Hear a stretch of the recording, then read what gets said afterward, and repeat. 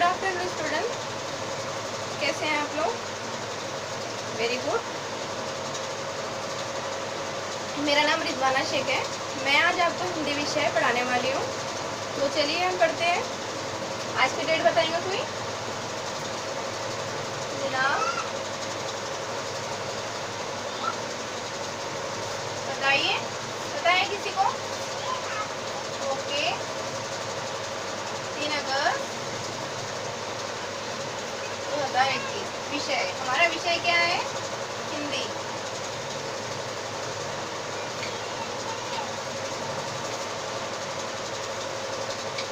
कौन सी कक्षा से हो आप लोग? 8। ओके, 8वीं।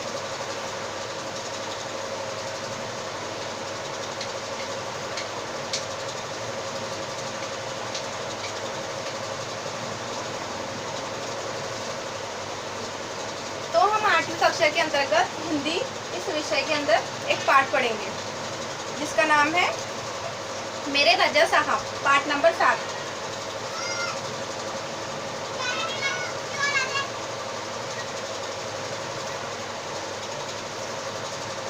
मेरे रजा साहब।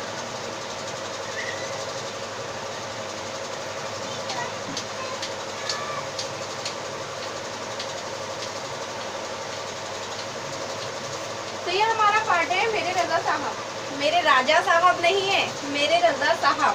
ओके, तो ये हमारा पाठ नंबर 7 है, मेरे रजा साहब। इनके ये सुजाता बजाज जी ने लिखा है।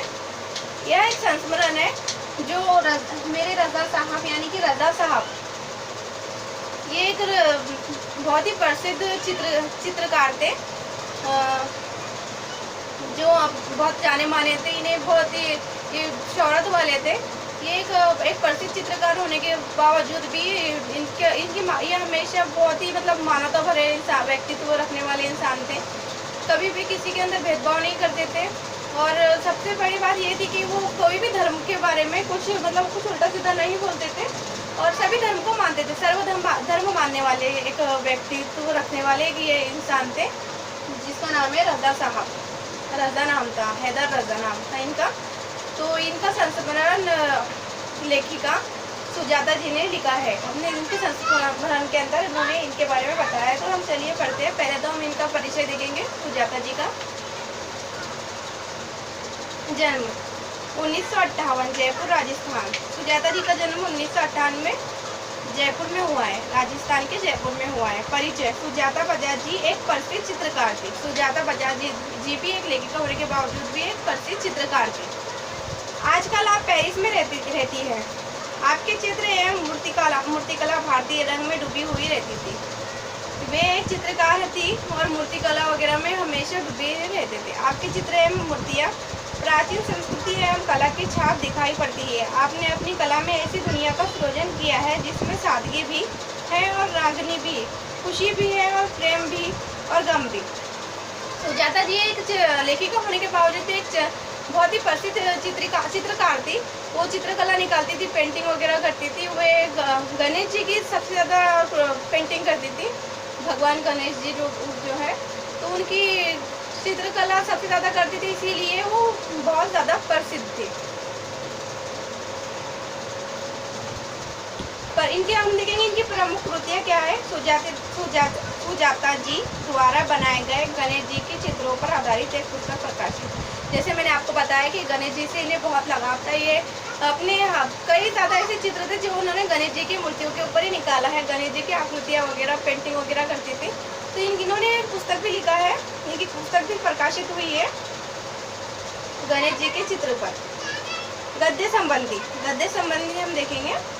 प्रस्तुत पाठ में प्रसिद्ध चित्रकार सैयद हैदर रजा के बारे में लेखिका सुजाता बजाज ने अपने संस्मरण में लिखे हैं कि हाँ, रजा साहब के सर्वधर्म स्वभाव, मानव मातृ से प्रेम, युवा कलाकारों को प्रोत्साहन, उनकी जिज्ञासा वृत्ति, कृतियों के प्रति लगाव आदि गुणों को दर्शाया है। इस पाठ में एक सच्चे कलाकार ने दर्शन होते हैं। जैसे मैंने आपको बताया कि रजा साहब ये बहुत ही मानवतापूर्ण इंसान थे। बहुत सर्वधर्म को मानने रखने वाले इंसान थे। तो ये सही से ही व्यक्तित्व रखने वाले एक हैदर रजा साहब के बारे में लेखिका सुजाता जी ने एक संस्मरण लिखा है, उनके बारे में हमें बताने की कोशिश की है। तो हम शुरू करते हैं। 23 जुलाई सुबह सुबह ही समाचार मिला, रजा साहब नहीं रहे। और ये सुनते ही मानस पटल पर यादों की एक कतार सी लग गई।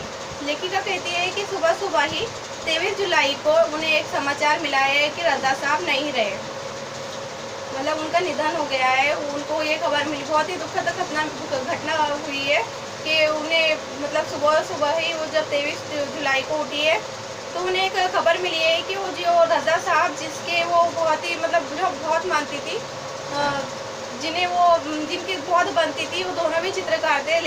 सुजाता जी और रजा साहब दोनों ही एक प्रसिद्ध चित्रकार होने के कारण इन दोनों की बहुत बनती थी।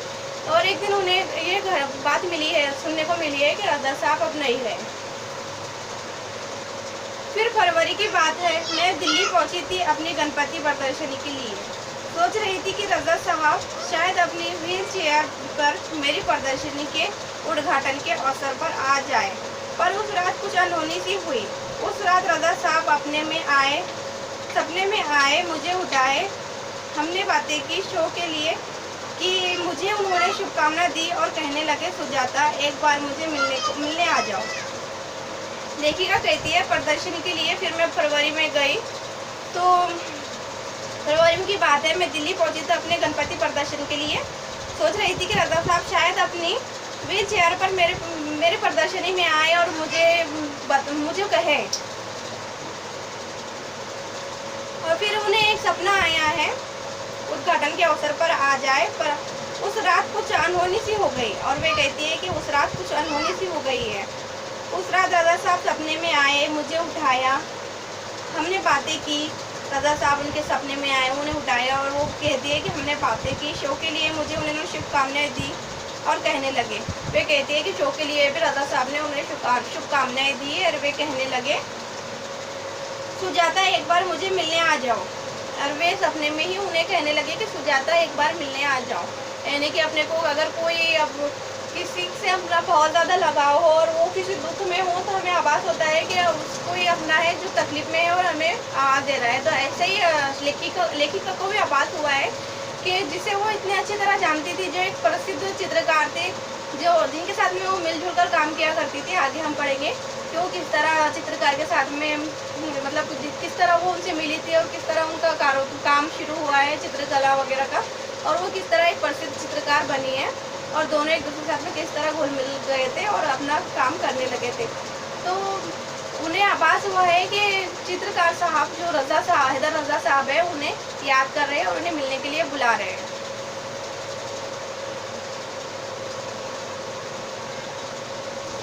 अब मैं जाने वाला हूँ, इसके बाद तो रुकना मुश्किल था। मैं पहुँच गई उनसे मिलने। वे कहती है कि अब तो मतलब नहीं जाना बहुत ही मुश्किल था। उनका दिल नहीं मानने लगा कि भाई मुझे आभास हुआ है कि चित्रकार साहब मुझे मिलने के लिए बुला रहे हैं, तो उनका दिल नहीं माना है और वो तुरंत ही दूसरे ही दिन चित्रकार साहब से, जो रजा हैदर साहब थे, उनसे मिलने के लिए पहुँच गई। वे अस्पताल में शून्य की तरह लेटे हुए थे। मैंने उन्हें हाथों को छुआ, सिर्फ सांस चल रही थी, अलविदा कहकर लौट आई। जब वो रजा साहब से मिलने के लिए गई तो वो देखा कि उन्होंने देखा है कि वो बेड पर शून्य की तरह लेटे हुए थे। शून्य यानी आंखें बंद कर, ऐसे ही आंखें खुली रखकर टकटकी लगाना, अपना कोई हलचल ना होना, एकदम मतलब हालत खराब होना वगैरह। ये इस तरह वो एक बेड पर लेटे हुए थे, अस्पताल के बेड पर लेटे हुए थे और बस मतलब ऐसा फील हो रहा था कि उनका मतलब उनकी कोई हालत नहीं रही है, उन बोलने की भी हालत नहीं रही है। वे उन्हें देखी और अलविदा कहकर चलने लगी। अलविदा कहना यानी बाय कहना, मतलब हम किसी को भी नमस्ते कह के निकलते हैं तो इसे कहते हैं अलविदा कहना। रजा साहब अपने धर्म के साथ साथ उतने ही हिंदू और ईसाई भी थे। उनके स्टूडियो में गणपति की मूर्ति, क्रॉस, बाइबल, गीता, कुरान, उनकी माँ का एक फोटो। अब देखिए उनके स्टूडियो में क्या रहता है। गणपति की मूर्ति,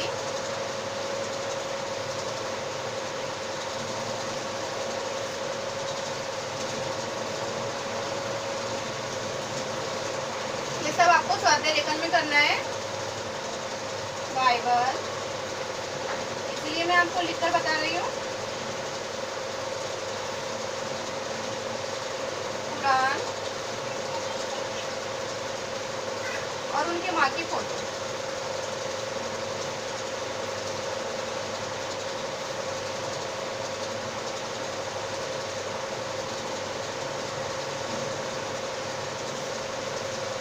देखिए उनकी स्टूडियो में क्या रहता था, स्टूडियो में वो जो उनका काम का जो भी ऑफिस था उस स्टूडियो कहते हैं। गणपति की मूर्ति, बाइबल, कुरान, माँ की फोटो। मतलब वो एक मुस्लिम चित्रकार होने के बावजूद भी बाइबल भी उनके स्टूडियो में, बाइबल भी दिखाई पड़ता था, गणपति की मूर्ति भी दिखाई पड़ती थी और एक उनकी माँ का फोटो।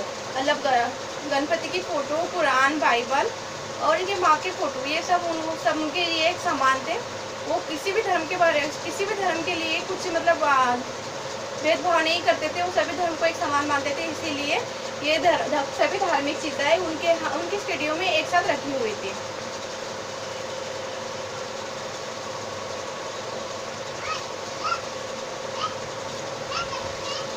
आगे देखते हैं हम। गांधी जी की आत्मकथा और भारत से लाई हुई मोगरे की कुछ सूखी मालाएं। और इसी के साथ में गांधी जी की आत्मकथा, भारत से लाई हुई मोगरे की कुछ सूखी मालाएं, यानी कि उन्होंने भारत से लाई हुई सूखी मालाएं। वो पेरिस में रहते थे, हो सकता हो किसी दिन वो भारत गए और वहाँ से उन्होंने मोगरे के फूल की, जो हमारे भगवान पर चढ़ाते हैं, मोगरे के फूल की बनी हुई मालाएं ले आए हो और वो सूख गई हो, तो वो सूखी मालाएं भी उन्होंने फेंकना ज़रूरी नहीं, मतलब फेंकना नहीं चाहा। वो भी सूखी माला भी वो संभाल कर रखने लगे क्योंकि वो भारत से लाई हुई थी। तो ये इस भारत के प्रति भी उनका प्रेम दिखाई देता है हमें कि वो किस तरह भारत के प्रति भी उनका प्रेम था। तो वो मालाएं भी साथ में मूर्ति और कुरान, बाइबल और माँ की फोटो के साथ में ये भारत से लाई हुई मोगरे के फूल भी उन्हें जहाँ पर ही दिखाई देते हैं, हमेशा वही रहते हैं उनके स्टूडियो के अंदर। सब एक साथ रखा रहता था। वे गणेश की भी पूजते थे और रविवार को सुबह चर्च भी जाते थे। वो गणेश की मूर्ति रखने के ऐसे ही नहीं कि वो गणेश की मूर्ति रख देते थे, बल्कि गणेश जी की पूजा भी करते थे। तो जो उनके पास में मूर्ति थी उस पूजा को वो पूजते थे और जब भी रविवार को उन्हें छुट्टी होती तो वो चर्च भी जाया करते थे।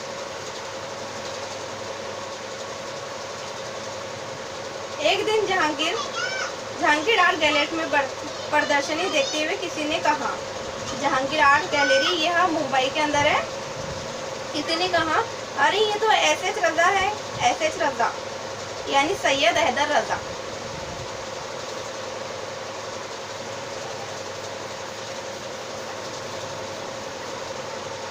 इसके अंदर उनका नाम आया है H.S.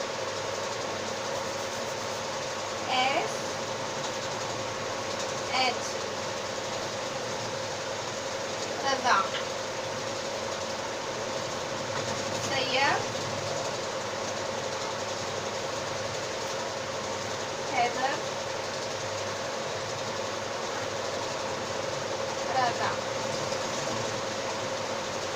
उनका पूरा नाम क्या था? सैयद हैदर रजा, H.S. रजा।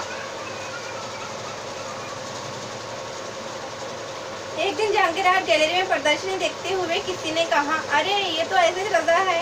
मैं एकदम सावधान हो गई क्योंकि मेरी सूची में उनका भी नाम था। लेखिका कहती है कि मैं ऐसे ही स्टूडियो के बाहर खड़ी थी, गैलरी के बाहर खड़ी थी और अचानक से किसी ने कहा है कि ये तो H.S. रजा है। तो वो अचानक से उनके दिमाग में ऐसे मतलब वो हुआ कि उन्हें वो हुआ है कि अरे इनका नाम तो मेरे भी सूची में लिखा हुआ है। मतलब कि उनके सूची में नाम लिखा हुआ था कि वो ऐसे ही मतलब चित्रकार थी, लेखिका थी। तो हो सकता हो किसी इंटरव्यू वगैरह के लिए गई उनसे मिलने के लिए, तो वो एक सूची बनाकर लग गई थी जिसके अंदर दूसरे लोगों के साथ में H.S. रजा का भी नाम था। हम देखेंगे आगे। मैं एकदम सावधान हो गई क्योंकि मेरी सूची में भी उनका नाम था। मैंने उनके पास जाकर कहा, रजा साहब आपसे बात करनी है। वे देखते ही रह गए। उन्होंने मुझे इंटरव्यू दिया, बहुत सारी बातें की।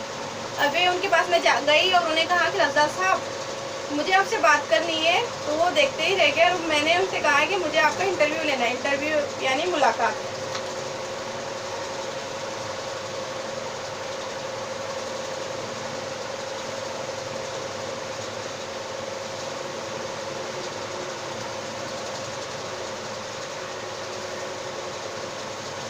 इंटरव्यू का अर्थ होता है मुलाकात। तो उन्होंने कहा है कि रजा साहब मुझे आपका इंटरव्यू लेना है। इंटरव्यू के अंदर बहुत सारी बातें हुई। अचानक मुझसे मुझसे पूछने लगे कि आप और क्या क्या करती हो। मैंने कहा मैं कलाकार हूँ, पेंट करती हूँ। वे तुरंत खड़े हो गए। और फिर इंटरव्यू होने के बाद में ही रजा साहब ने उन्हें पूछा कि आप क्या क्या करती हो। तो लेखिका ने बताया कि मैं एक लेखिका होने के बावजूद भी एक कलाकार हूँ, चित्रकला करती हूँ, पेंट करती हूँ। पेंट मतलब चित्रकला करना, चित्र बनाना वगैरह, उसको कलर करना वगैरह। तो मैं चित्रकार हूँ।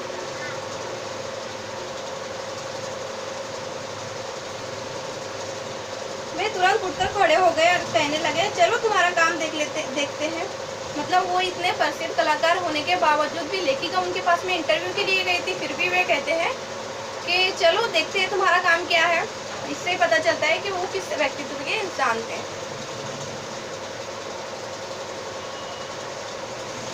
मैं सोच में पड़ गई। लेखिका कहती है कि मैं सोच में पड़ गई। जाहिर सी बात है, इतना बड़ा प्रसिद्ध कलाकार, एक चित्रकार हमें मतलब इंटरव्यू के लिए जाएंगे और वे अपने हमारा काम पूछेंगे और हमारा काम पूछने के बाद हमें कहेंगे कि चलो काम देखते हैं। तो हम हैरत में पड़ जाएंगे कि इतना बड़ा प्रसिद्ध कलाकार होने के बावजूद भी हमारा काम देखना चाह रहा है। जाहिर सी बात है, लेखिका भी हैरत में पड़ गई है। मेरा काम तो पुणे में है। और लेखिका कहने लगी है कि मेरा काम तो पुणे में। उन्हें बताया तो वे बोले वो पुणे चलो। लेखिका ने फिर उन्हें बताया कि मेरा काम तो पुणे में है। तो फिर लेखक देखने के बजाय ये भी बोले कि चलो पुणे चलते हैं। ताज होटल के सामने हमने टैक्सी ली और सीधे पुणे पहुंच गए। फिर लेखिका ने ताज होटल, यह मुंबई में स्थित है, ये कहानी भी मुंबई की है। ताज होटल के सामने उन्होंने एक टैक्सी लिया और पुणे पहुंच गए। उन्होंने मेरा काम देखा और फिर कहा आपको पेरिस आना है, आपका भविष्य बहुत उज्जवल है। तो लेखक मतलब चित्रकार, जो प्रसिद्ध चित्रकार थे सैयद रजा हैदर जी ने लेखिका सुजाता जी का काम देखा। उनकी चित्र जो भी फोटोज वगैरह थी, उन्होंने चित्रकला निकाली थी, उनका काम देखा है। उन्हें कहा है कि अरे आपका काम तो बहुत अच्छा है, आपको पेरिस आना होगा। पेरिस आने के बाद में आपका भविष्य उज्जवल हो जाएगा। उज्जवल यानी ब्राइट फ्यूचर। छोटी से छोटी बात भी उनके लिए महत्वपूर्ण हुआ करती थी। बड़ी तन्मय और लगन के साथ करते थे सब कुछ। पेंटिंग बिकने के बाद पैकिंग में भी उनकी रुचि हुआ करती थी। कोई इसे काम में मदद करना चाहा तो मना कर देते थे, किसी को हाथ नहीं लगाने देते थे। बड़ी करीने से धैर्य के साथ पैकिंग करते थे। जब चित्रकला के बाद में जब पेंटिंग बिकती थी, उसका मतलब बिकने के बाद में भी वो जब अगर कोई पेंटिंग बिकती है तो उसकी पैकिंग करके देना होता है। तो वो जब पैकिंग करते थे पेंटिंग की, तो वो पैकिंग के अंदर पैकिंग भी वो बहुत करीने से करते थे, मतलब बहुत लगाव से करते थे। करीने से यानी लगाव से।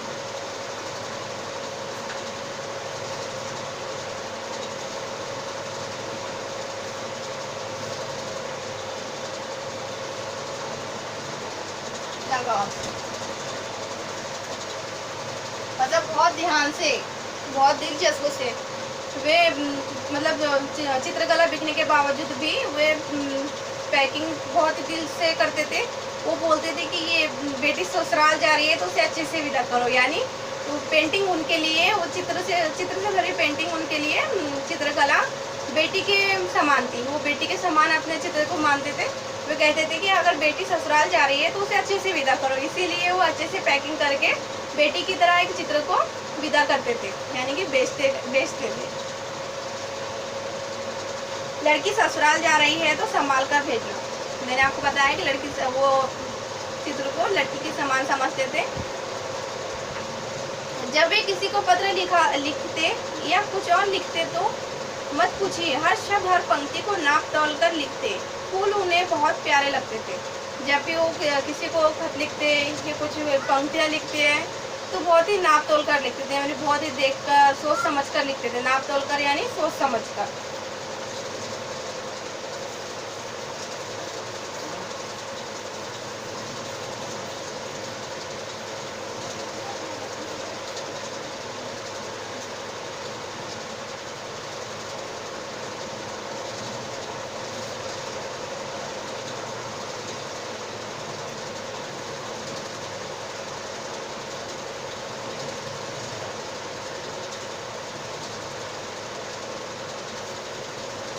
बहुत ही सोच समझ कर लिखती थी कि कोई मतलब गलती ना हो। फूल उन्हें बहुत पसंद थे। लेखिका कहती है कि फूल उन्हें बहुत पसंद थे। मुझे याद है 22 अक्टूबर 1988 को मैं लंदन से पेरिस के गार्दिनों में स्टेशन पर ट्रेन से पहुंची थी। लेखिका कहती है कि 1988 में 22 जुलाई को मुझे याद है जब मैं ट्रेन से पेरिस पहुंची थी। रजा साहब स्टेशन पर मेरा इंतजार कर रहे थे। ट्रेन लेट थी पर वे वही डटे रहे। मुझे होटल के कमरे में छोड़कर ही वे गए। लेखिका कहती है कि मुझे याद है 22 जुलाई को जब मैं पेरिस गई थी तो पेरिस जब हो गई थी तो उनकी ट्रेन लेट हो गई थी। लेट होने के बावजूद भी रजा साहब वापस नहीं लौटे बल्कि स्टेशन पर ही डटे रहे। स्टेशन पर ही उनका इंतज़ार करने लगे और उनका इंतज़ार करने के बाद में जब लेखिका स्टेशन पर आई है तो उन्हें हॉस्टल के रूम तक के पहुंचाया, फिर वो हंसे गए। एक दिन मैं बीमार होकर अपने कमरे में पड़ी थी। रात 11 बजे रजा साहब मेरे लिए दवा भारतीय रेस्टोरेंट से खाना पैक करवा कर पहुँच गए। एक दिन लेखिका कहती कि एक दिन मैं बहुत बीमार थी और अपने बंद कमरे में पड़ी थी तो रजा साहब ने दवाई भी ले आए और एक भारतीय रेस्टोरेंट से उनके लिए खाना भी पैक करके लेकर आए। आप और इतना ही नहीं कि बल्कि घर वालों को भी फ़ोन करके कहा है कि आप लोग चिंता ना करें, मैं हूँ पेरिस में सुजाता की चिंता करने के लिए। उनके लिए दवा भी लेकर आए, खाना भी लेकर आए और उनके घर वालों को फ़ोन भी किया है कि आप टेंशन ना लो, मैं पेरिस में हूँ सुजाता का ख्याल रखने के लिए, आप उसकी चिंता ना करो। हर बार जब मैं ये रजा साहब पेंटिंग पूरी करते तो सबसे पहले एक दूसरे को दिखाते थे। दोनों एक दूसरे से ईमानदारी समालोचक थे। हमने मुंबई, लंदन, पेरिस और न्यूयॉर्क में साथ साथ प्रदर्शनी की। एक भी कोई विवाद नहीं हुआ। ये उनके स्नेह अपनेपन का कारण था। लेखिका कहती है कि हमने जब पेरिस, लंदन वगैरह में, मुंबई, पेरिस, लंदन में जो अपना पुस्तक प्रदर्शनी किया था तो दोनों ने साथ मिलकर किया था। दोनों ने ऐसे मतलब उनके बीच में कोई अनबन नहीं होती थी। उनका एक अपनापन था, अलग ही अपनापन था, जिसके कारण वे हंसते खेलते अपना सारा काम करते थे और सब मिलजुल कर करते थे। हिंदी, उर्दू तो हमेशा से ही बहुत अच्छी रही है उनकी। अंग्रेजी, फ्रेंच भी वे बहुत अच्छी लिखते थे। कविताओं से बहुत प्यार था उन्हें। शेर, गज़ल व पुरानी हिंदी फिल्में, गाने बड़े प्यार से सुनते थे। एक डायरी रखते थे अपने पास और सुंदर चीज़ को लिख लिया करते थे उसमें।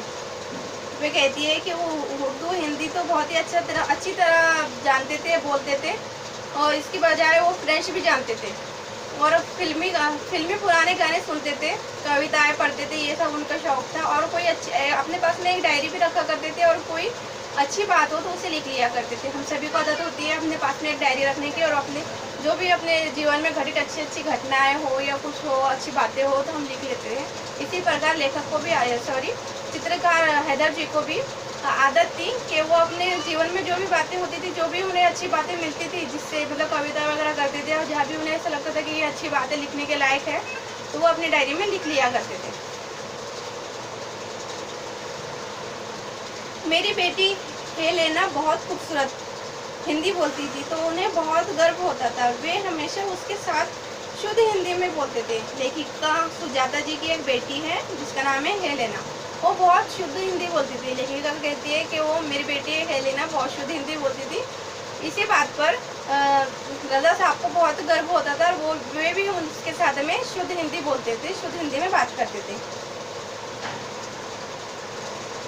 रजा साहब को अच्छा खाने का बहुत शौक था, पर दाल, चावल, रोटी, आलू की सब्जियों में जैसे कि उनकी जान अटकती रहती हो। मैं हफ्ते में एक बार भारतीय शाकाहारी खाना बनाकर बेचती थी उनके लिए, उनके फ्रांसीसी दोस्तों के लिए।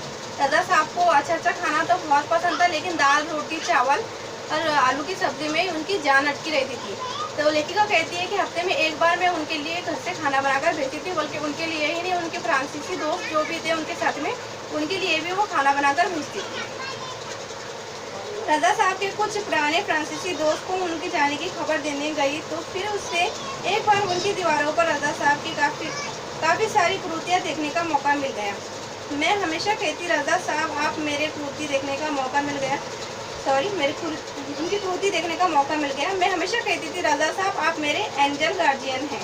तो मुस्कुरा देते थे, पर सन 2020 के बाद से कहते, क्यों अब हमारी भूमिका बदल गई है, तो मेरी एंजल गार्जियन हो। लेखिका जब उनके देहांत के बाद में एक दिन फिर वो उनके दोस्तों को खबर देने के लिए गई कि उनका निधन हो गया है वगैरह वगैरह। तो उनको फिर एक बार उनकी दीवार पर उनकी बहुत सारी कृतियाँ देखने को मिली और उनकी बातें याद आ गई कि रज़ा साहब कहते थे कि मतलब वो रज़ा साहब को कहती थी कि तुम मेरे एंजल गार्जियन हो। एंजल गार्जियंस मीन देवदूत पालक। तो 2000 के बाद में ऐसी भूमिका हो गई थी। 2000 के बाद 2000 के बाद में ऐसी अवस्था आ गई थी, मतलब ऐसा वो हो गया था कि भाई चित्रकार हैदर साहब सुजाता जी को ही अपनी एंजल गार्जियन मानने लगे थे। वे कहते थे कि अब हमारी भूमिका बदल गई है, अब मैं तुम्हारा एंजल गार्जियन नहीं रहा हूँ बल्कि तुम मेरी एंजल गार्जियन हो गई हो। तो ये बात सुनकर सुजाता जी को बहुत खुशी होती थी। तो ये था हमारा संस्मरण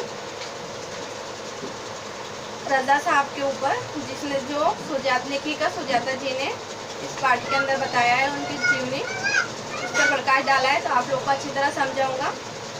तो आपके लिए गृह पाठ है। इस पाठ पे आए हुए देशों के नाम लिखकर लेकर आए। मैं आपको लिख कर देती हूँ। गृह पाठ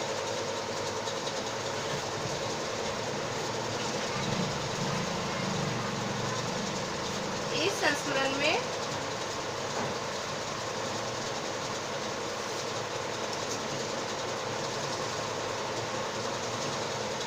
आए हुए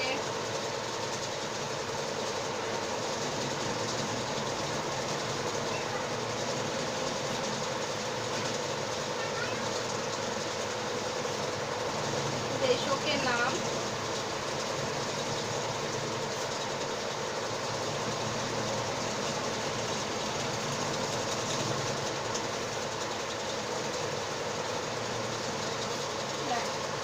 तो आपके लिए गृह पाठ है। इस संस्मरण में आए हुए देशों के नाम लिखकर लाए। तो हमने इस पाठ को पढ़ा है, पूरा अच्छी तरह पढ़ा है। आप लोग को पता है कि इस पाठ के अंतर्गत कौन से देश आए हैं। उन्होंने कहा का अपनी पुस्तक की प्रदर्शनी की है, कौन से देशों में किया है। तो आप लोग लिख कर ला सकते हो। तो आपके लिए यही गृह पाठ है, घर से देशों के नाम लिख कर लाए। ठीक है, ओके, धन्यवाद।